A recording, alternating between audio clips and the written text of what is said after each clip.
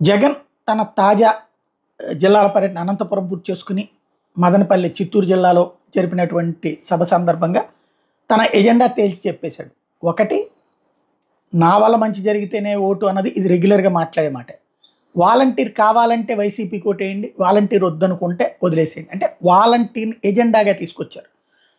ఎప్పుడైతే వాలంటీర్ వ్యవస్థని స్తంభింపజేశారో, ఆపేయించారో, దాని వలన ఎదురైన చిక్కులు ప్రజలు ఫేస్ చేశారో, తద్వారా ఆ ప్రజలకు వాలంటీర్ అవసరం తెలిసింది, అట్లాగే సమాజానికి వాలంటీర్ అవసరం తెలిసింది. కాబట్టి ఆ వాలంటీర్ వ్యవస్థను తీసుకొచ్చినటువంటి వ్యక్తిగా ఇప్పుడు ఇంతవరకు ముందు పెన్షన్లు వెళ్ళి తీసుకునేవాళ్ళు కొన్ని రోజుల పాటు, ఇప్పుడు కూడా 6వ తారీఖు లోపు పే చేయమని చెప్పేసింది. ఇదివరకు 4 రోజులు లెక్కేసేవాళ్ళు, ఇప్పుడు 6వ తారీఖు వరకు, ఇప్పుడు కూడా 2 నుంచి 3వ తారీఖు నుంచి. కాబట్టి అది ఒక ఆస్పెక్ట్. ఇప్పుడు వాలంటీర్ వ్యవస్థను వాళ్ళు చిన్నాభిన్నం చేస్తారు. వాలంటీర్ వ్యవస్థను ఉండనీరు, సంక్షేమ పథకాలు ఉండనీరు. వాళ్ళు చెప్పింది ఎప్పుడు మాట నిలుపుకోలేదు చంద్రబాబు నాయుడు.